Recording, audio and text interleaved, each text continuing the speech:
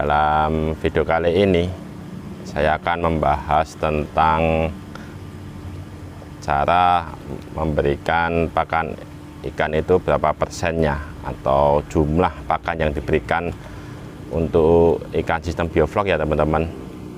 Kalau sistem bioflok itu sebaiknya untuk memberikan makan itu dikasih seberat 2,5% dari total bobot ikannya. Nanti kita hitung ya teman-teman, jadi ada berapa total bobotnya, nanti tinggal kita kalikan 2,5% kalau untuk sistem bioflok. Mungkin kalau untuk sistem yang lainnya kayak sistem karamba atau kolam air deras atau sistem resirkulasi itu bisa sampai 5%, 6%, bahkan sampai sekenyangnya. Kenapa kalau sistem bioflok itu cuma dikasih 2,5%? Sistem bioflok itu ada yang namanya efisiensi penggunaan pakan, itu salah satu keuntungannya. Kalau 2,5%, teman-teman tinggal dikalikan saja dari mulai tebar bibit sampai panen, itu ada berapa kilo yang bisa kita hemat, dan itu kita bisa alihkan ke biaya personal untuk sebagai pengganti penggunaan listriknya ya teman-teman. Kalau menurut saya, kalau sampai kenyang, nah sistem biofloknya kan juga tidak berfungsi ya teman-teman. Kalau sistem bioflok itu kan pakan ikan yang dimakan sama ikan itu kan yang terserap itu hanya 60-70%. Sisanya itu keluar melewat kotoran, dan itulah yang diurai sama bakteri, dikumpulkan lagi dan bisa menghasilkan yang namanya flok, dan flok itulah makanan bagi ikan. Itu kalau sistem bioflok ya teman-teman. Kalau sistem yang lainnya kan pasti kan kayak karamba atau air deras, kalau ikan itu memakan pakan ikan, habis itu keluar lewat kotoran, ya sudah, itu pasti hilang terbawa sama air ya. Kalau di bioflok tidak, dia kan tidak ada yang namanya pergantian air, jadi sisa makannya, sisa pakan ikannya pun masih ada di kolam biofloknya, dan itu diuraikan sama bakteri. Seperti biasa, bahan yang saya gunakan itu ini teman-teman.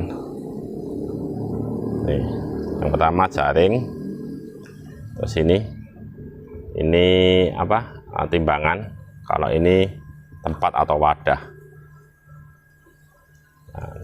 Oke ya, kita ketahui dulu dengan cara kita jaring dulu beberapa ikan untuk sampel, nanti ditimbang, nanti tinggal dikalikan jumlah ikan yang ada di kolam ini. Kalau di kolam ini kan ada sekitar 600 ekor, karena kan satu kubiknya saya gunakan 120 ekor. Jadi nanti tinggal kita kalikan saja 600 ekornya. Nanti tinggal dikali dengan 2,5%. Nah, ketemulah jumlah pakan yang saya gunakan setiap harinya. Kalau ngambil ikan untuk apa, mengetahui jumlah pakan, itu jangan diambil hanya satu ya teman-teman. Kita ambil beberapa ya, mungkin di atas 3. Jadi biar tahu jumlah yang pastinya. Ini ada 3 ekor ini teman-teman.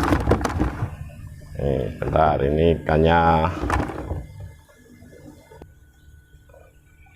bobotnya 795 gram ya, atau 793 gram. Kalau selisih sedikit kan tidak apa-apa ya teman-teman. Jadi kita hitung 793 aja. Jadi kan tadi bobotnya 793. 793 dibagi 3 ya teman-teman, kan karena tadi ada 3 ekor, berarti rata-rata untuk bobot di kolam ini seberat 264 gram. Nah, itu udah memasuki panen itu teman-teman, 264 gram rata-rata ya.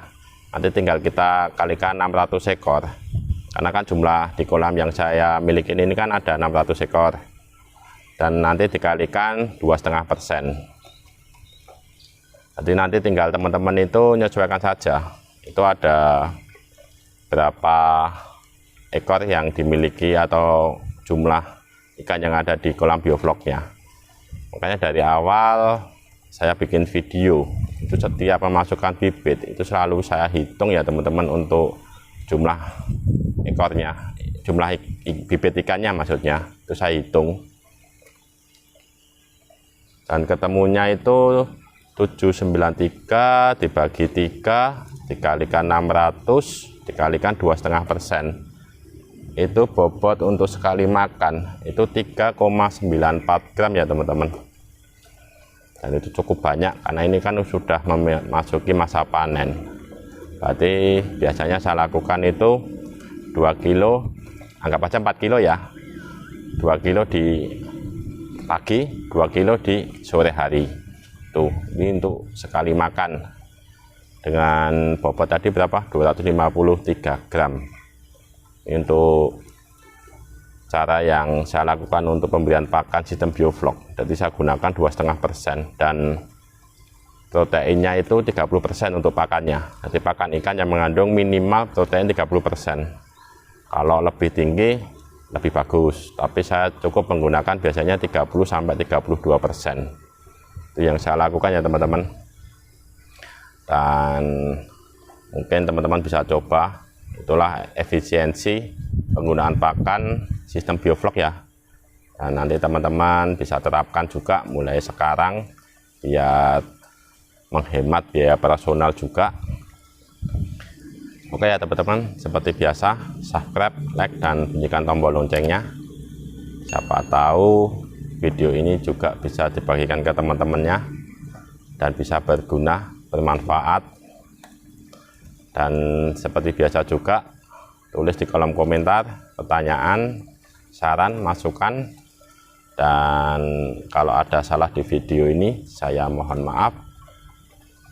Terima kasih ya teman-teman sudah menonton video ini. Saya ucapkan banyak terima kasih. Sekian.